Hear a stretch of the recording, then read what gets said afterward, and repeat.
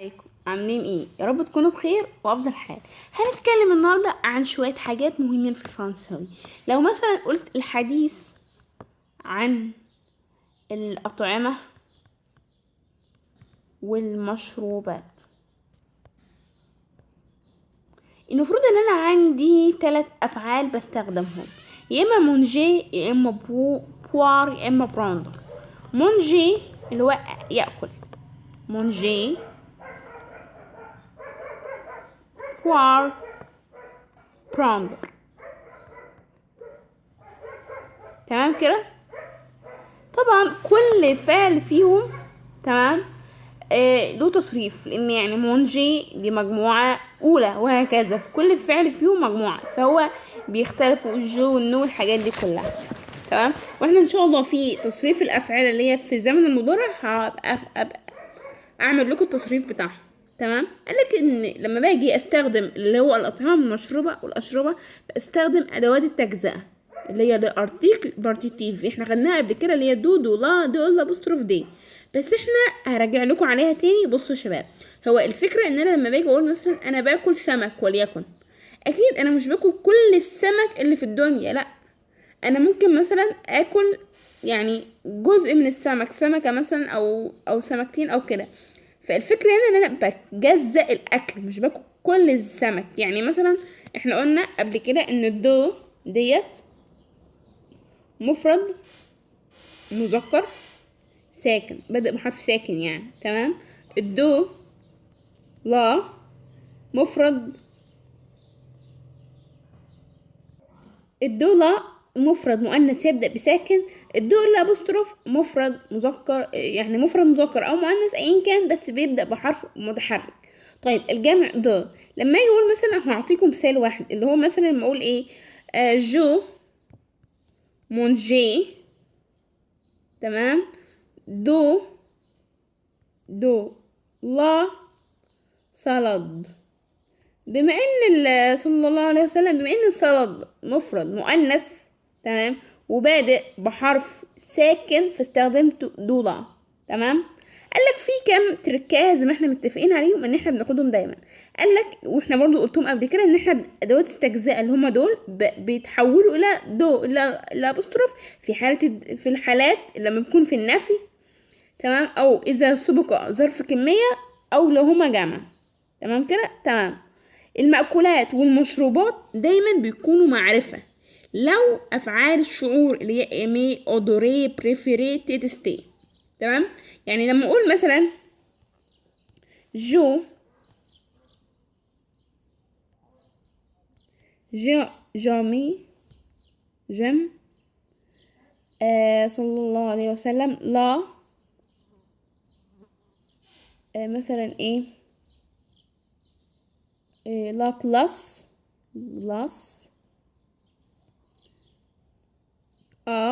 لا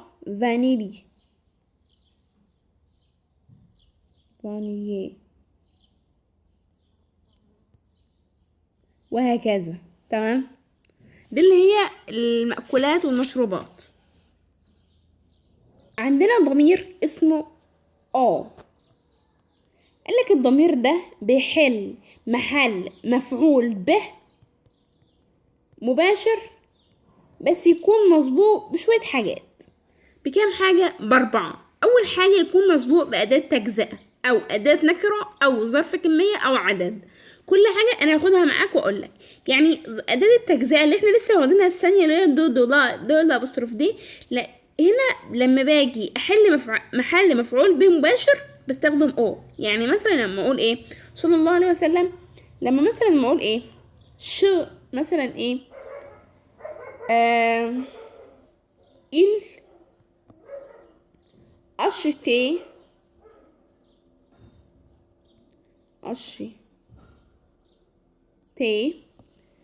دولار مثلا ايه كونفوتير. طيب تمام. طيب انا عايزه احل محل مفعول مباشر اللي هو المربى اللي هو الكونفوتير دي، هعملها ازاي؟ هقول هو طبعا سؤال. تمام. فتبقى وي. تمام كده. تمام. بعدين بعدين اشتي، هحط ايه بقى؟ اللي هو الحل المفعول به المباشر، فتبقى او اشتي.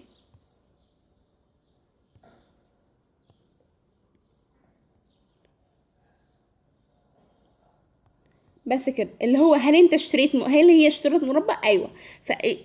ديت كده مفعول به مباشر. تمام، حطيت او مكانها عشان بس تبقوا فاهمين انا قلت ايه. تمام كده، تمام. وهكذا اي بقى اللي هي ايه، اللي هي اشتري فير مثلا لو جيت مع الافعال اللي بتخليها تجزئه وهكذا. قالك ان انا اداه النكره، ادوات النكره، الاه، الان، الدي، دول كده ادوات نكره. الاو بيحل محلهم. يعني مثلا لما اقول ايه، صلى الله عليه وسلم، دو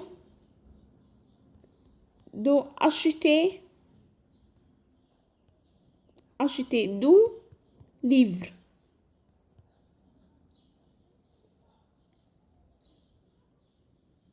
دي سؤال اهو. طيب لما اجي اجاوب هقول ايه؟ هقول وي، اللي هو انا عايزه اجاوب عادي. طيب المفروض ان انا هعمل ايه؟ هحط اللي هو الضمير بتاع انا بحل عادي الجو، بعدين اللي هو اللي اشترى الكتب. ايوه انا اشتريت كتب، يبقى ايه؟ يبقى الكتب اللي هو دو ليفر، المفروض ان انا احط بعدين ايه؟ هكملها عادي اللي هي اشتي.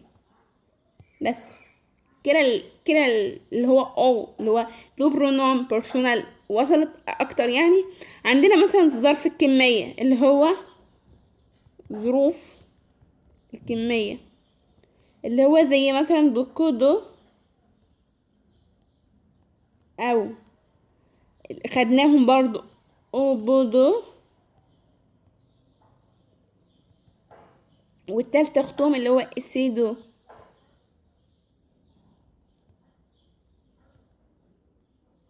دول 3 كده. لما اقول مثلا ايه، دو بوا، سي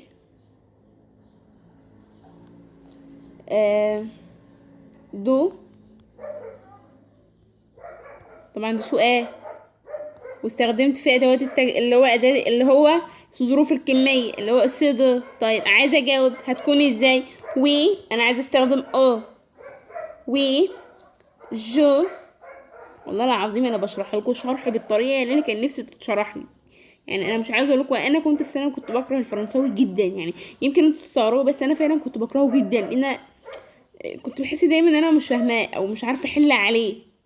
بس لما رحت الكليه بصراحه يعني جزاه الله كل خير، الدكتور بتاعي حببني فيه جدا، وكل سنه الحمد لله بجيب فيه تقدير. فانا بدات احب الفرنساوي ده جدا. فانا بفهمه لكم اللي هو كاني بتكلم مع طفل. طيب دوبوا السي دو، تمام. فانا هنا عايزه اجاوب فتبقى ايه؟ انا عايزه اجاوب فتبقى جو، اهو ضمير اهو.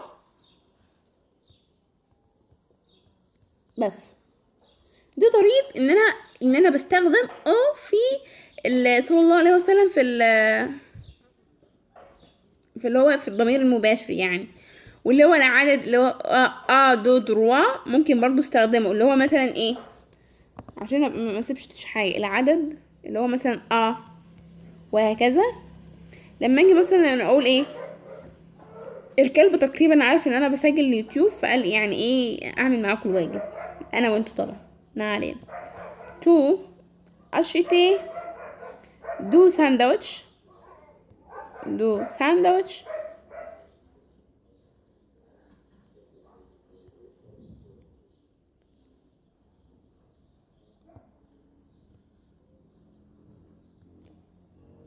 تمام كده.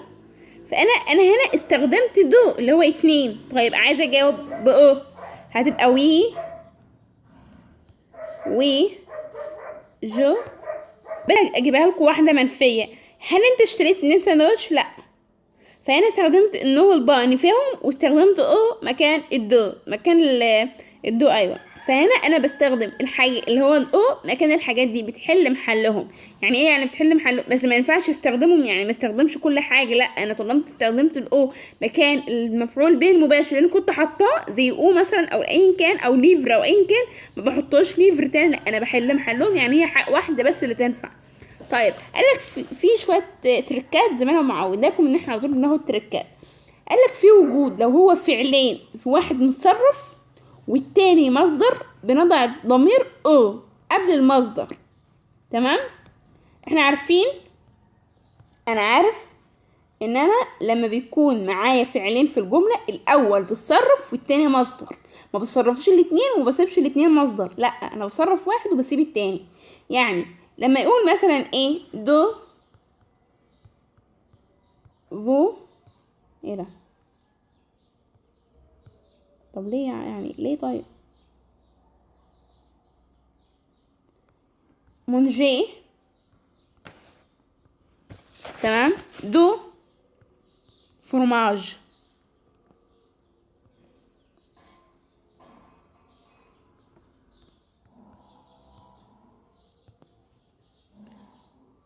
يعني فاهمين؟ طيب انا استخدمت دول ليه؟ عشان هي فرماج اداة تجزئة. لما اجي اجاوب اقول وي جو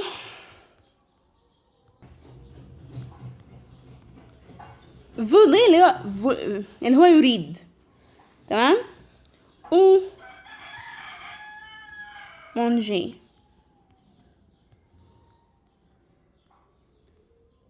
طيب انا استفدت ايه؟ ان انا لما كان عندي فعلين صرفت الواحد والتاني في المصدر، ولما جيت اجاوب برضو حطيت له الاو مكان الفورماج اللي هي الضمير المباشر وكملت عادي. تمام. قالك لما باجي بنفي الفعل الاولاني اللي هو الفو، يعني مثلا هعمل ايه؟ احط هنا النو وهنا 4، بس كده انا كده ايه نفيت الجمله. وفي حالة الأمر المثبت بضع الضوء بعد الفعل مع عودة الحرف. يعني لما أقول مثلا إيه منجي هو طبعا الجملة أمرية فببدأ بالفعل دو لا كونفرتير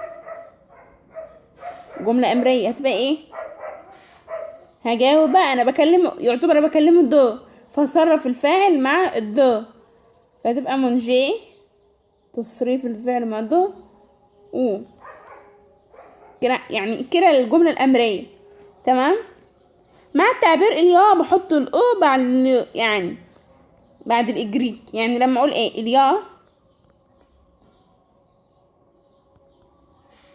اليا دو مثلا، تمام، أنا عايزة أحط تعال نكملها السيكر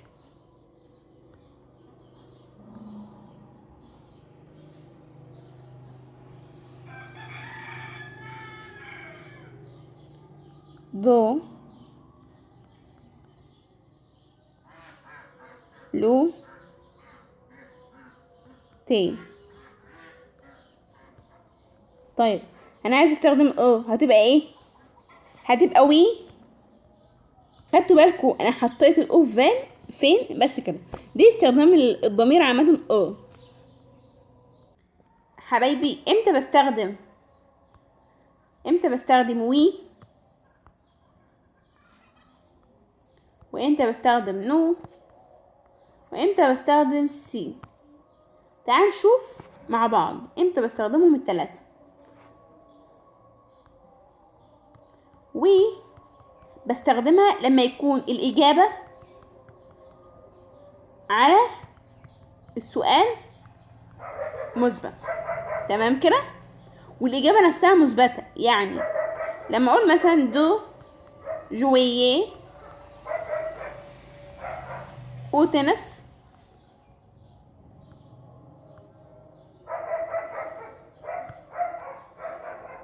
هجاوب أقول وي جو ايه جو جويي او تنس. ايوه انا بلعب تنس. لكن لو انا عاوزه اجاوب الاجابه نو، خلي بالك نو هتبقى نفسها، هتبقى نو بس السؤال منفي. السؤال مثبت، الاجابه منفيه. جو نو جويي جويي با او تنس. الفرق ما بين الوي والنو في ابهى صورتهم زي ما بيقولوا. طيب السي، قالك السي للرد بالقبول، لكن النو الرد بالرفض. يعني السي دي زي بلا، انت ما اشتريش سندوتشات، لا انا اشتريت، او بلا انا اشتريت. لما اقول مثلا ايه هتكون نفس الاجابه بالظبط اللي هي بتاع جويي او تنس. هقول مثلا سي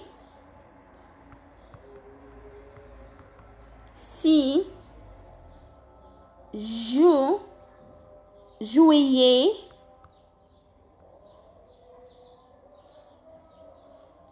او تنس.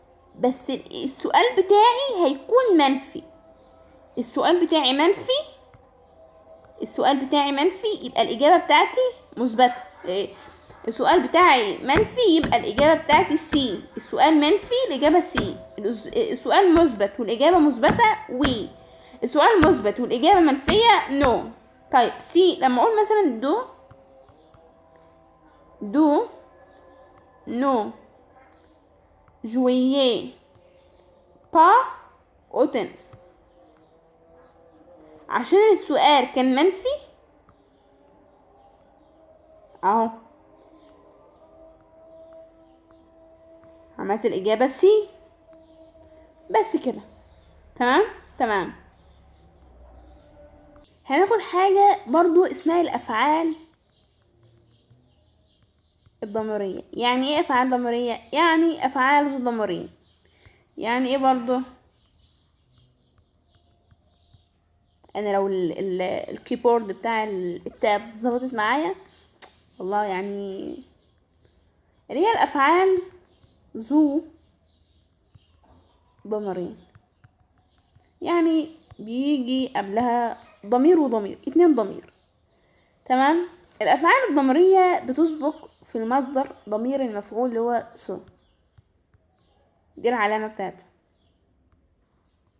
طيب لما اقول مثلا بصوا هنصرف الاول الضمير المفعول مع الضمير وبعدين هنتكلم.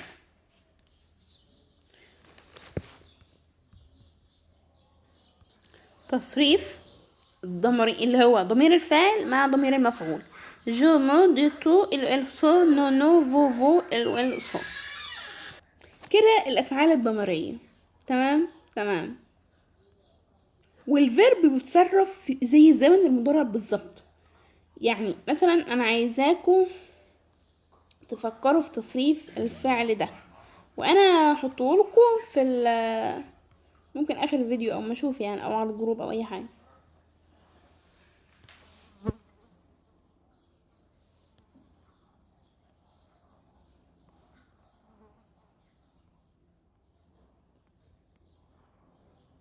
هناخد حاجه اسمها وسائل المواصلات ومواده ترانسبورت. الدراجه، السياره، الاتوبيس، الطائره، اي حاجه. طبعا هي الارتيكل بتاعهم بيتغير على حسب الكلمه. يعني مثلا لما اقول مثلا ايه الدراجه، فوالو، فواتير، اتوبيس، افو، موتو، تاكس، مترو، ترا، باطو، كل ده عندنا الارتيكل بقى اللي بتاعته اللي بنستخدمها الاداه او الحرف الجر او اي حاجه. هنشوف احنا بنستخدم ايه. قالك الحرف الجر بستخدمه مع الوسائل. نقول مثلا افولو، اموتو، شوفال. كده 3 حاجات انا بركب عليهم، يعني بركب دراجه وهي بتكون مكشوفه ملهاش غطا كده. شوفال اللي هو الحصان، فبستخدم وسائل المواصلات اللي بستخدم بتكون مغطاة يعني ظهرها مغطى بتكون ايه؟ او، اللي هو حرف الجر او.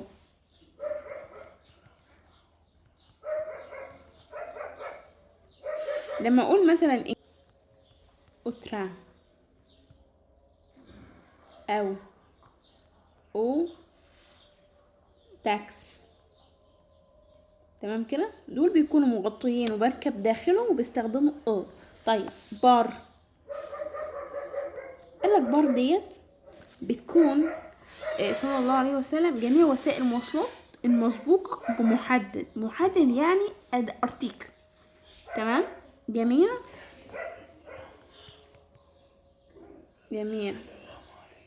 جو فواياج à l'Oxford par le train.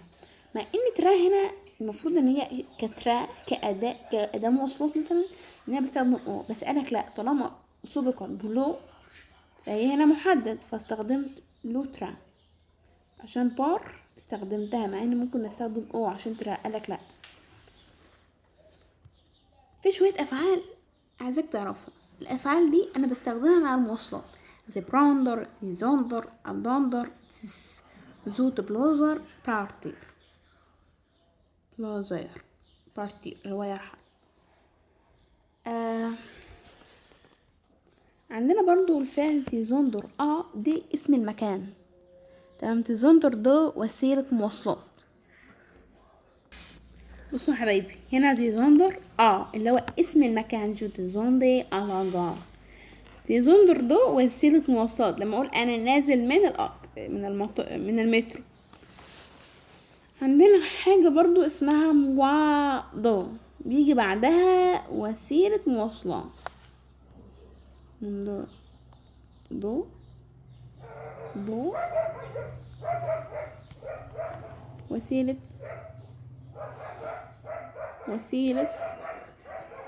مواصلات. اخدنا النهاردة الضمير المباشر او، اخدنا الوسائل المواصلات،